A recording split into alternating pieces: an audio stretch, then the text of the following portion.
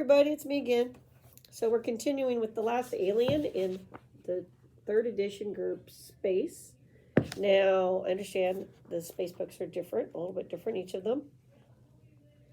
So what that means, gotta collect them all like Pokemon cards, right? I also understand that it went from being a more open, kind of, here's a whole bunch of ideas and how to do it, to this is the setting, which is unfortunate. But I can't say for sure because I don't have the 4E space book. But the third, I do have. And this may be like what they call 2E and third. It seems like they didn't make a whole lot of changes. They just combined stuff or something like that. I was looking at the history of GURPS. In fact, I recognized some of the 2E books. The 2E books. I'm like, oh yeah, that one. I wonder if I had that one because I certainly remember it. It's gone now. Something happened. I'm sure. Like I said, I lost stuff. So in a disaster. So not everything survived from all systems. Some things just survived and some things didn't. And sometimes it was like an almost total loss where you're like, no, not that, those books, that's everything. It's all the stuff. So you do. Slowly replace as you need. That's what I'm doing. All right, so the next monster, aka alien, sentient aliens, so they're not really monsters. Potential NPCs, potential player characters, are the Gormelites or Shaggies. They cost 20 points. I remember these guys. So let me show you a picture. Space ape. Let's learn about this take on the space ape, the great space ape. Actually, that's a forum discussion for days old. Space apes be everywhere. As they should be. These ogreish humanoids are something of a mystery. Or maybe more ogre space ape? Let's see. There is a reason to believe that their ancestors manipulated them genetically, or that they are descended from survivors of a nuclear war. The general form is shockingly human: 2 arms, 2 legs, a head, 2 hands, each with 4 fingers and 1 thumb. But the differences are equally shocking. The mouth is flat and lipless, edged with bone. There are no teeth. Nose and external ears are absent. The eyes are blank white membranes. The body is covered with sparse fur. Kind of scary. Environment. Shaggies are native to a 1.2 G terrestrial world with an average temperature of 40 degrees, cold by Earth standards. They breathe oxygen at slightly under Earth atmospheric pressure. Advantages and disadvantages. Gormelites have strength +4 and a height +3. They are 6 inches taller, than human for their strength and 50 pounds heavier than human for their height. They have 1 point of toughness.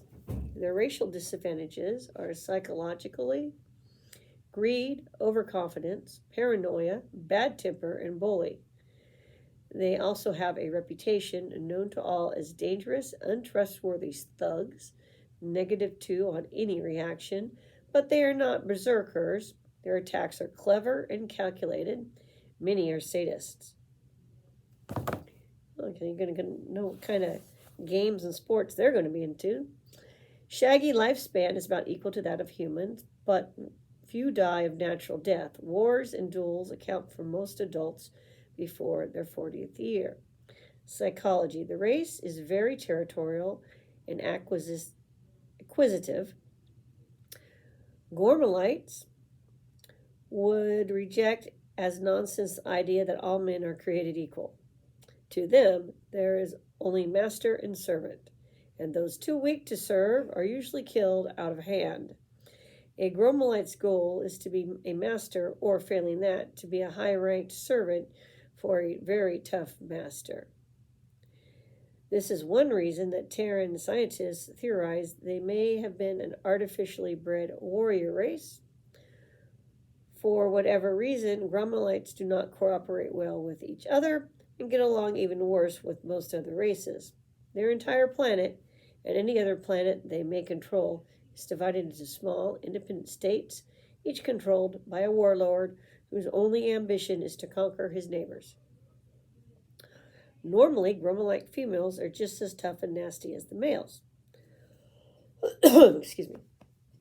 Pregnant females secrete hormones that make them self-defense pacifists and pacify others at close quarters. Thus, a Gormelite nest is a comparatively peaceful place.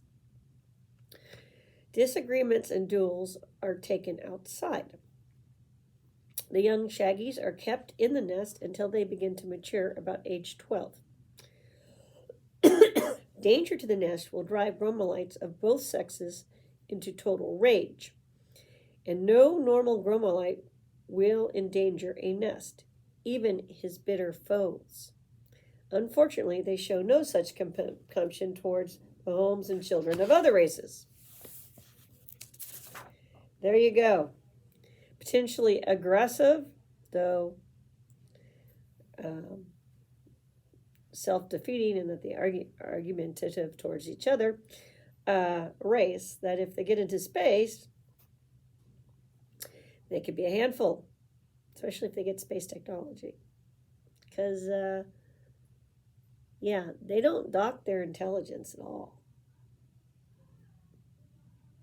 Now, I'm sure I used these guys. I remember the part about the females. Probably used it for another game system, but I'm sure I used them. So, there you go. Now, this setting has some cool, it talks about you making your own setting, basically.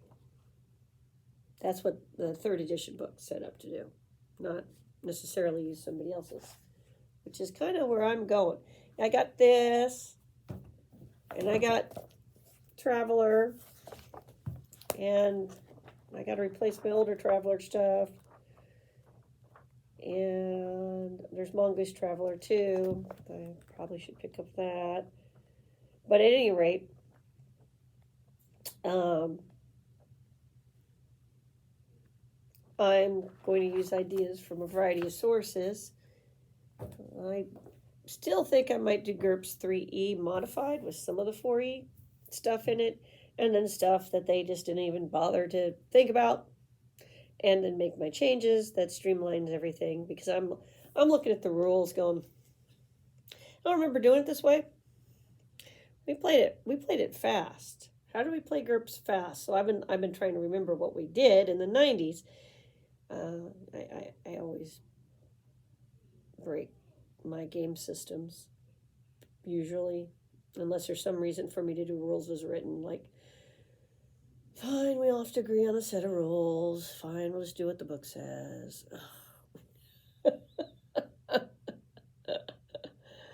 I'm terrible. Well, it's because I want to play, and I want things to go quickly. I don't want people to spend an hour doing wargaming tactics unless we're actually wargaming. Then I'm cool with it. Wargamers, if that's what if we're just playing moving armies around and big ship battles, I'm your gal. I can be just as analytical, just as OCD about that stuff. Get the rulers out, all that stuff.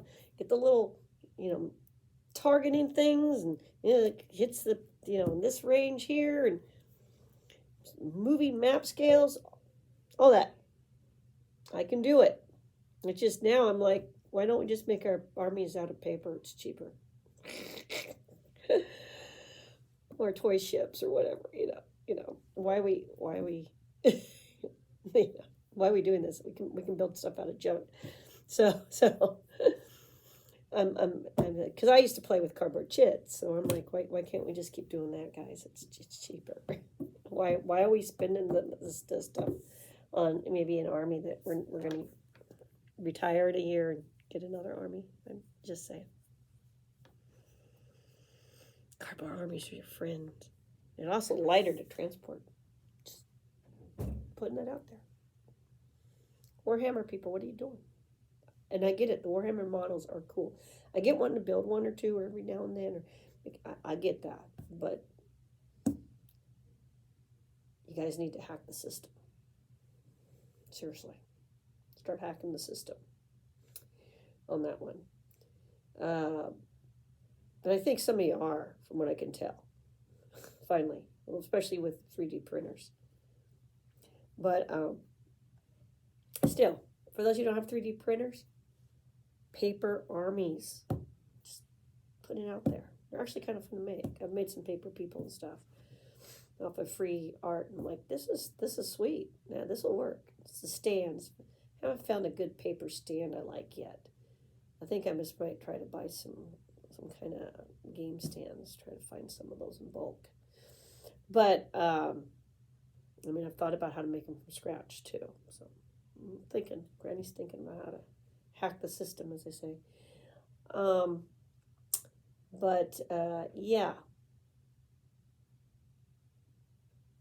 You don't have to play Traveler the way it's written as far as your setting, any more than you have to play Star Frontiers that way, or Frontier Space that way, or what's some other space ones?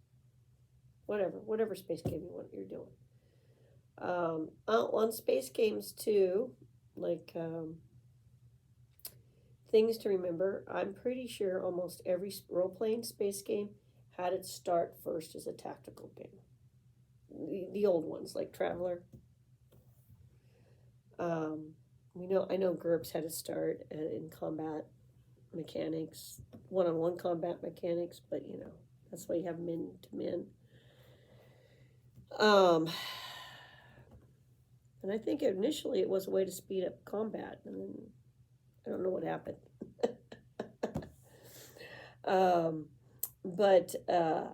And I can do the crunchy math on older games, and I have just as much fun. But if I just want to like really role play it more seamlessly, you have to understand what's going on with the game, and then you have to make some choices. I got like allergies today. It's terrible. I'm gonna sneeze. Wiggle the nose. If only wiggling the nose would do your dishes like on Bewitched, right, guys? Clean the house. Wouldn't that be great? It doesn't work. I tried as a kid. It doesn't work. TV lies.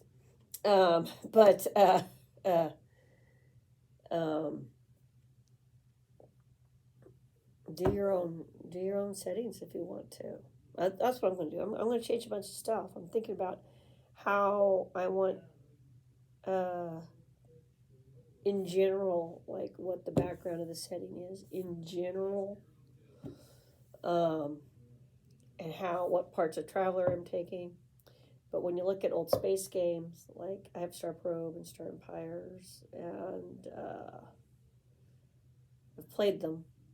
I can safely say that Star Probe was the 1E version. I don't care how people try to explain it. Some of the rules in Star Probe are not compatible with the rules in Star Empires, even though they're clearly the same game. And Star Empires is the more advanced version, and even that has like things where you're like, they didn't really they left some stuff out here, so you got to kind of like figure it out on your own. They're all about making vast empires, conquering your neighbors, exploring space, getting colonies set up, mining for resources, making the money, honey, and expanding, and big wars and all that kind of stuff. And so and if you look, games that were out at the same time period, a lot of them are that, like Stellar Conquest, I think was another one, and things, and they great art and just, ideas from them, but they're all combat ones. And I have space combat games actually. I have a modern one that's yet to we gotta get playing it, and I like those games, but they're tactical. And then the role-playing kind of came in. You know, you want to role play the away team on the planet. You want to, so they're trying to use D&D stats and Star Empires to do that, even though they don't really talk about Star Empires. That's what they were doing over in the D&D side. They were like, hey, let's bring the guys down to, our sandbox planet and see how they survive. Oh, they all got killed. Our aliens aren't doing well, against magic, So you have this going on in, crossover and what people are doing, trying to figure out how to do it. But as far as GURPS goes, I think I'm going to take some ideas from 4E, that I think are probably good. And then there's a bunch of stuff I'm not doing. I'm not doing it, GURPS people who make the GURPS game. You added things you didn't need to add. And just in my opinion, if you're doing GURPS, one of the nice things about it is you got those 4 things, not 6, not 8. The 4 things, and then everything else should be skill based. Kind of, or based off of your attributes, if you don't know what you're doing. Okay, and with some sort of penalty or some sort of advantage, disadvantage, advantage. You can do that with the numbers, on the die rolls. That's the traditional old school way of doing it. Or we can just do extra dice. That's the new way of doing it. Works for me too. Well, my point is that's pretty fast. If everything's running on the same system, dice rolls wise, everybody knows what's going on. It's when you start bogging it all down in super, super detail, mechanically, that's when your role playing starts slowing down. I'm not saying not to do it. There aren't times you need to, absolutely. But like I've said in previous videos, think about how you're doing that. Think about it. Is it required or not required? When something's going to trigger a dice roll, when it's not. Kind of have an idea of that ahead of time. It will help you speed up everything in your game, from discovering clues to negotiating things to space combat with your ships. What do you want the players doing? Role playing their damage control or marking boxes off? I'm not saying you don't. Somebody's going to have to keep track of damage control, obviously, but how do you want them doing it? How do you want to do the big tactical stuff if you have tactical stuff? And give it a thought. I love wargaming. I do. I have fond memories of armies and stuff. I just haven't done it in a long time. As a kid, I had a blast. And there's some games that are tactical that, if I had a chance to play them tomorrow, I'd be playing them. Call it nostalgia, whatever. But, and in fact, I have a generic ship how to do naval battles book. It has nothing to do with most of these companies.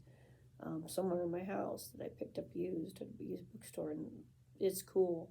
Tells you how to get naval battles going and build stuff from scratch. It's a cool little book. I just need to find it. I don't know where it got put. But my point is, I like games, so I'm open to the whole range. But what's your focus? If your focus is on the adventure, the players, the action, the actual story as it becomes through the interaction of playing, then you want to emphasize your role more than you want to emphasize rolling dice. I'm not saying take the dice out because it adds your variables. They need to be there, but be honest about what your variables are. If a player has what you estimate is a 5% chance of failure, then you need to roll the dice appropriately for just that 5% to come up. whatever kind of dice you're using, for example. If it's less than that, again, what kind of dice are you using? How are you going to do your bell curve, all that kind of stuff. Are you even doing a bell curve? There should be a bell curve. Because that's how it works in the real world. Bell curves are closer to reality than the straight thing. Believe it or not, that's actually true. I know modern day programming in school is telling you different. They're telling you not something correct. But everybody loves the 20-sided dice. I get it. I love the percentage dice because then I can make my bell curve. I can make a bell curve off of 10, 100. Easy enough. It's not that hard. You can make a bell curve off of the 20 if you wanted to, if you're clever. It's all about understanding the math, the math ranges. But think about it. Think about your setting. In this case, I'm talking about space stuff. I'm putting aliens out there. I hope you guys like them. There's more. There's Star Frontiers ones. I think WotC stole the Star Frontiers one and threw them into Modern Spelljammer and renamed them. Gave them completely different background stories and all that good stuff. Thanks, WotC. And then you made everybody mad. I don't know what happened to the Arzarians. You renamed them. Made everybody mad. I don't even know if they're in the current Spelljammer. I've got the books. I'm afraid to open them from when I had ordered Spelljammer. Yeah, thanks, WotC. Thanks for that one. It's okay. Somewhere where I got D20 rules for Gazarians somewhere if I want them in D&D, which I probably don't.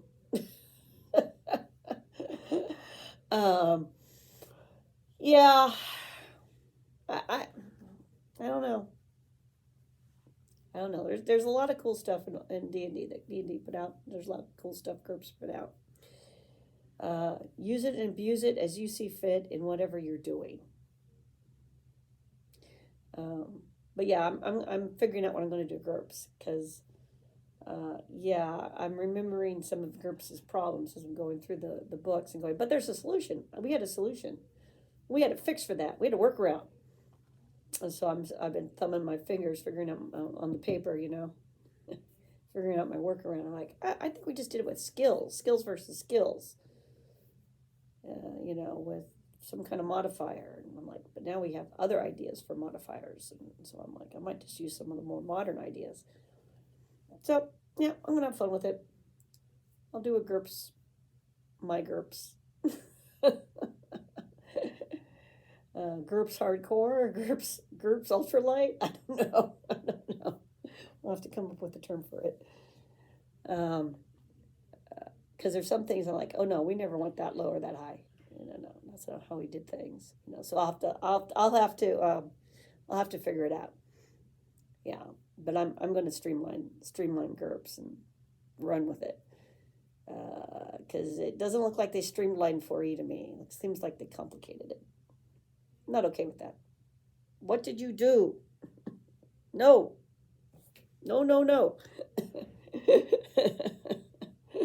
So, yeah, this is no. Everyone sign language, no. This is yes, or you'll see this.